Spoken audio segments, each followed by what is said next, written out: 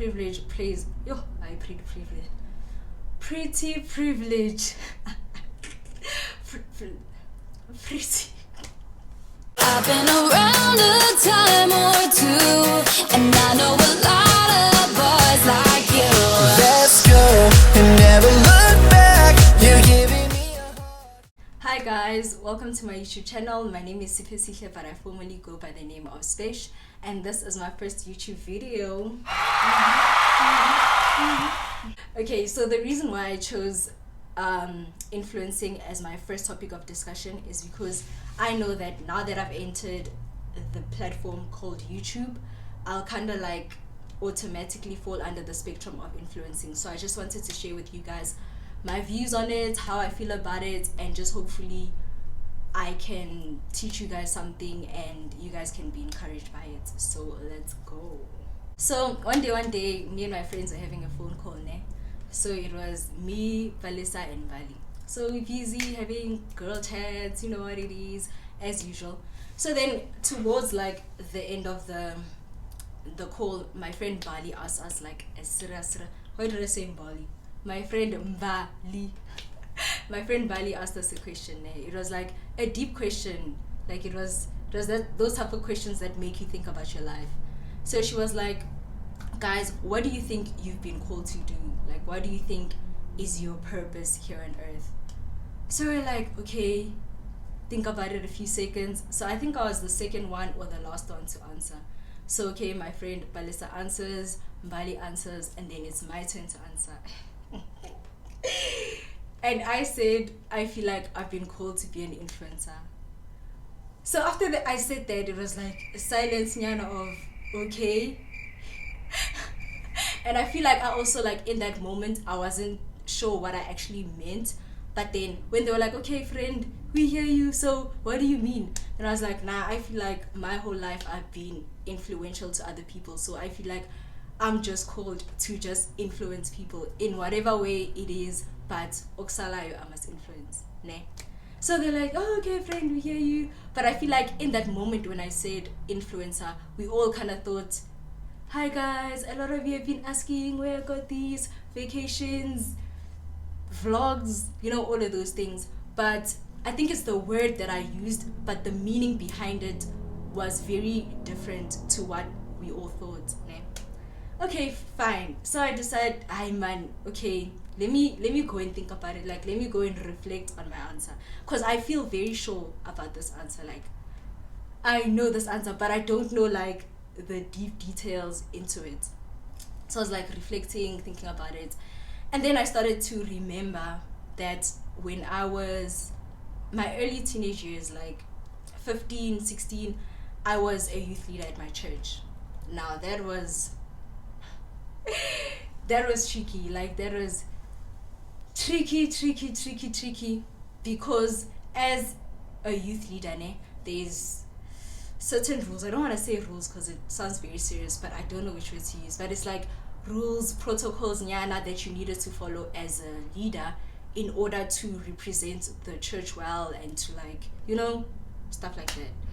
So for me, it was hard personally. I don't know about other people, but for me, it was hard because I'm the type of person to always go against the current. If they're saying, hey guys, we are doing this, we're going this way, follow 1, 2, 3, 4, 5, I go the opposite direction. Especially because, like, I won't lie, like, we're allowed to be ourselves, like, be free, be who you are, but please be mindful of 1, 2, 3, 4, 5, 6, 7, 8, 9. So I understood that. And it was a thing of, like, sometimes something is not wrong, it's just that the way that it looks and people are going to perceive it doesn't look right. So we'd rather not do it, and we'd rather ask you guys to not do certain things. And also in terms of dressing, you know, like stuff like that. So for me, it was like, instead of telling us to not do 1, 2, 3, why don't you tell people to stop viewing things in 6, 7, 8, 9, like to stop viewing things in that way so that we can live our lives and be free. But obviously they're not gonna do that because it goes with what majority says, and you know, so you just try to do the right things so that you don't have to have discussions all the time saying, no guys, please change your minds and stuff like that. So for me, it was very hard because I was just like, no, I want to do what I want to do. Like, the type of person that does what they want, and I'm the type of person to always want to be the same everywhere. So if I'm this person at church, then even outside I'm gonna be this person, even at school, even at work. Like, I like to just be the same. So for me, it felt like at church I had to step into someone different, and then outside I could be whoever I wanted. So I didn't like that, but I understood the vision of the church, and I understood, so I was like, okay. And I tried, guys, like, I tried. So this one time I was sitting by myself, and I was like, Lord, how am I gonna do this thing wholeheartedly without feeling like a part of me, is missing, like I'm not being true to myself. So I read this other scripture that said, I don't remember where it is, but I know that it's a scripture. It says, everything that you do unto the Lord, and everything that you do must be of reverence. Basically, do it as though you're doing it for the Lord. So I was like, okay, so in order for me to survive here, I have to do this unto the Lord. I have to follow these rules unto the Lord, because if I do it for the people, then it's not gonna work, because I don't care about what other people think. So I was like, okay, sharp, we're doing it unto the Lord, unto the Lord, unto the Lord. So yeah, I did Vele. I was a leader for a couple of years, and that's where I started to see the power of influencing. This one time, I think it was after high school. I wasn't in high school anymore. So I was like, you know what? I'm going to try different colors on my hair, do braids, and just go off with the colors.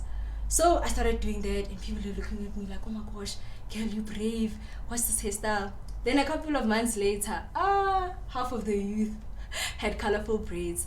And my mother was like, you see, now all of the children at youth have colorful braids. You're the one who's influencing them.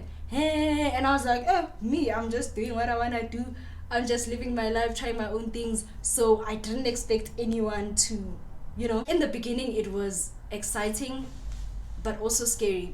Exciting because I was just like, okay, so I'm encouraging people to be brave. Because for me, that was it. Like, I was just saying, okay, Spesh, stop being in your comfort zone. Stop always going for things that are safe. Just go out, just try new things. So I was like, okay, so I'm inspiring people to try new things, get out of their comfort zones. Cool, that's great. But the other part of it was like, hey, now I kind of feel like pressured to watch myself, because anything that I do next, anything that I say next, someone else could take it and run with it. So I just started to feel like, okay, this thing is low-key becoming a heavy burden on me, because now I'm thinking, now I have to make sure that I say the right things, that I don't do things that are offside, because anybody that sees me or hears me has the potential to be misled by it or led into the right direction by it. So I can't just live like, hey, this is my life, I do what I want. I have to be mindful of the people around me. So I was like, okay, but then also let me relax. Like, I feel like I didn't even have to try to be this person, and people already like me, and they were, touched by my life. So let me just continue. Let me not overthink it. So as now I'm just like, hey, but I hope these kids, or let me not say kids because make it sound like, but I was like, but I hope these people, as they're watching me and as they're being inspired by me, as they're listening to me, they are also aware that they need to make their own decisions. Like, okay, Sharp Spesh is doing this, or Spesh said this, but you also have the responsibility to make your own decisions and to see, okay, can I take this? Can I leave this? What is my spirit saying? What is God saying to me about this? Because I could be thinking that, for example, I can get tattoos and pierce my whole face, and with me and God, it's fine. Like, there's nothing wrong with it.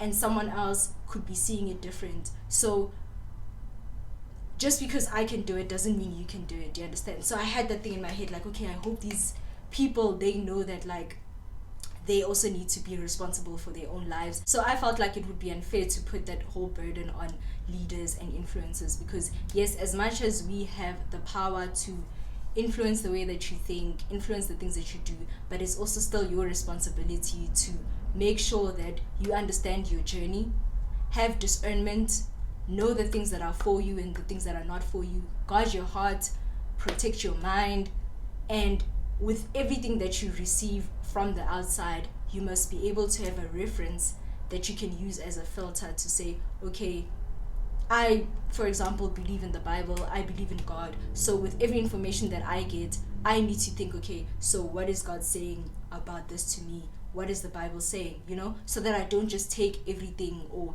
just do everything just because the person that I like or the person that I look up to is doing it. I believe that we're all influential. Like, as long as you're living, breathing, have people around you, existing on this earth, then you're influential. Sometimes you're gonna hear about it, hear people say, yo, I saw your drawing, I saw you do this, and I was inspired, so I'm doing my own thing now. Or I love it when you do 1, 2, 3, it encourages me.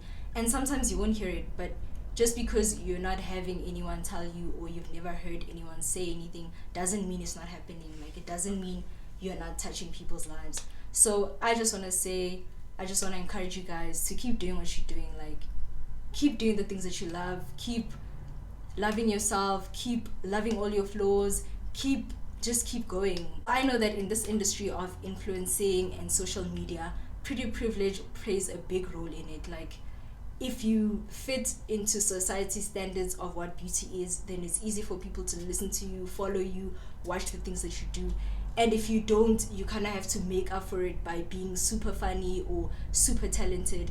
And that's one of the things that I didn't like also, because I had people like being like, yo, Svesh, you're so pretty, I love your hair, or like, your skin is so perfect, or like, physical, giving me compliments on the way that I look. And I was cool with it, like, it was nice, but at the same time I was like, I hope that's not all you're getting from me. If I'm loving myself and I'm putting effort into making sure I look good and I dress well, I want you to be inspired to do the same for yourself. So you can see me and be like, oh my gosh, Spesh is pretty. Look at Spesh, always doing her nails, always doing her hair. Yo, even me, let me do the same. Let me love myself. I want to inspire people. If I'm loving myself, I want people to be inspired to love themselves.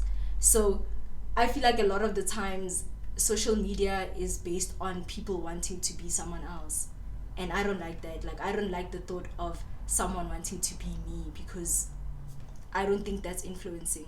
I think that influencing is inspiring people to be more of themselves, is inspiring people to love themselves, or inspiring people to continue doing what they're doing by seeing you do what you're doing. I hope that people can learn from me. So even when I speak, like, I speak hoping that someone else can relate, or someone else can learn something and take something from it, so that when they move on with their lives, they move on different, like, they do things differently. So that's the type of influence that I want to have. So when I say I'm an influencer, that's low-key what I mean. Not even low-key, that's high-key what I mean. And sometimes there's gonna be people that don't like you. Like, I had people at youth that didn't like me. Every time I got on stage, they were just like, this girl, she's everywhere.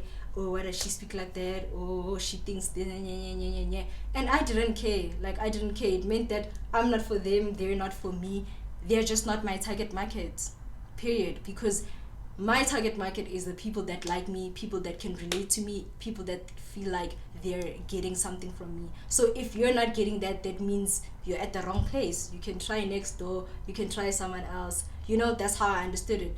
So even you, when you have people that don't follow you, that don't want to follow you or subscribe to your channel or listen to your music or don't support it, then it's fine. It's got nothing to do with you. Nothing to do with you at all. You just have to keep doing what you're doing. You just have to, go forth, spread your wings, live your life. Thank you guys for watching. I hope you guys have learned something. I hope you guys were inspired. Don't forget to subscribe, like, leave a comment down below, and I'll see you guys next time. Bye.